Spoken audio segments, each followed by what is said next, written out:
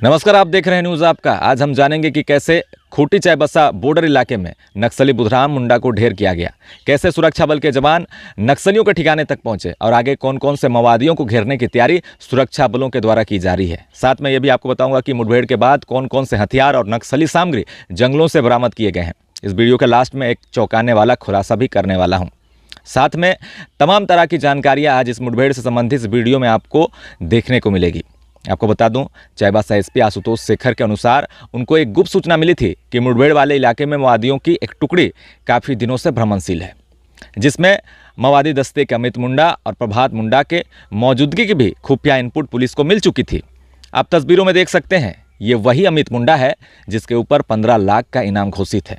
अमित मुंडा को कई और भी नामों से जाना जाता है, जैसे मुंडा जी, सुखलाल मुंडा उर्फ चुका उर्फ रोड चूड़ा, जो कि तमाड़ थाना क्षेत्र अंतर्गत तमराना गांव का रहने वाला है। वहीं दूसरा 5 लाख इनामी नक्सली प्रभात मुंडा उर्फ मुखिया जी की बात करूं तो ये खूंटी जिला के अड़की थाना क्षेत्र अंतर्गत हरदलामा गांव का रहने वाला है।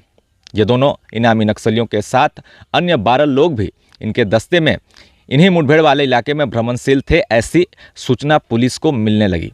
इस गुप्त सूचना के आधार पर चाईबासा एसपी के निर्देश अनुसार एक टीम का गठन किया गया, जिसमें Chaibasa police cobra 209 battalion, CRPF 60 battalion द्वारा 22 मई से ही इन इलाकों की घेराबंदी शुरू की गई। चूँकि यह इलाका खूंटी, चाईबासा, सरायकेला 3 जिलों का बॉर्डर क्षेत्र है, इसलिए इस इलाके को ट्राई जंक्शन कहा जाता है, जहाँ जंगलों के किनारे कई गाँव बसे हुए हैं, जिनमें बलियाडी, उदयनारायणपुर, नवादा, साके, इचाहातू, लाथुरेडी और भी अन्य गांव हैं, जहां पर नक्सलियों के भ्रमणशील होने की जानकारियां लगातार मिल रही थी। जिसके बाद सुरक्षा बलों द्वारा पूरे इलाके को हर तरफ से घेर कर धीरे धीरे आगे वो सुरक्षा बल के जवान बढ़ ही रहे थे।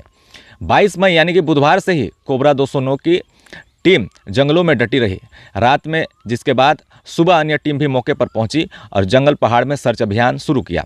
बताया जाता है कि 12:30 के आसपास बलियाडी के जंगलों में जैसे ही सुरक्षा बलों की टीम आगे बढ़ने लगी तो जंगलों में मौजूद नक्सलियों को यह अंदाज़ा हो गया कि उनकी घेराबंदी शुरू हो चुकी है। जिसके बाद उन्होंने चुपके से सुरक्षा बलों पर फायरिंग करना शुरू कर दिया, मगर सुरक्षा बल के जवान कोबरा 209 की बटालियन की जो टीम थी वो जंगल में दाखिल हो चुकी थी और गोलीबारी के बीच कोबरा जवानों ने मोर्चा संभालते हुए जवाबी कार्रवाई करते हुए फायरिंग करना शुरू कर दिया। दोनों ओर से लगभग 15 से 20 मिनट तक मुठभेड़ हुई, जिसमें 200 से 300 राउंड गोलियां चली है। कोबरा जवानों को भारी पड़ता देख नक्सली वहां से किसी तरह अपनी जान बचाकर भाग निकले और अन्य साथी जो थे उन्हें भी कई गोलियां लगी हैं, ऐसे ही बताए खबरें निकलकर सामने आती है। सुरक्षा बलों ने इलाके की छानबीन करना शुरू कर दिया।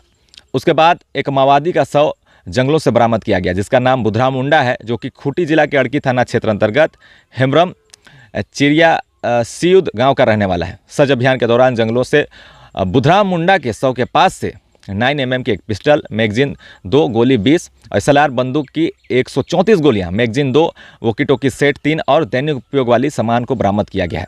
मारे गए बुधराम के पास SLR बंदूक भी जरूर रहा होगा, जिसे मुठभेड़ के दौरान अन्य साथी साथ लेकर चले गए होंगे। चूँकि गोलियां लगातार चल ही रही थी, ऐसे में बुधराम के शव को वे साथ लेकर नहीं जा सके, मगर उसके पास जो बंदूक था उसे वे लेकर चले गए होंगे।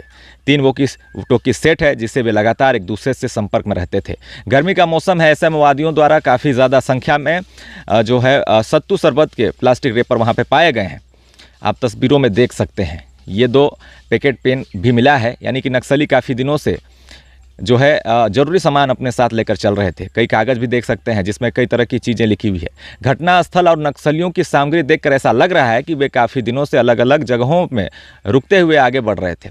मेरे सूत्रों से जानकारी मिली है कि माओवादियों का ये गुट इन इलाकों में होने वाले अफीम की खेती को लेकर इन इलाकों में दाखिल हुए थे, क्योंकि खूंटी के कई अंदरूनी इलाकों में भारी मात्रा में अफीम की खेती होती है और माओवाद संगठन अपनी आर्थिक स्थिति को मजबूत करने के लिए ऐसे अवैध कार्य में सबसे ज़्यादा संलिप्त रहता है।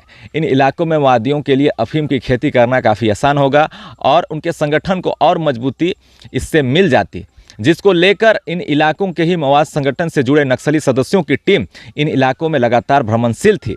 इसको लेकर भी हम एक अलग से विस्तृत रिपोर्ट जल्द आपको देंगे। हमारे चैनल को लाइक एंड सब्सक्राइब जरूर करें, देखते रहिए न्यूज़ आपका। अगले वीडियो में हम काफ़ी ज़्यादा चौंकाने वाले खुलासे करने वाले हैं। धन्यवाद।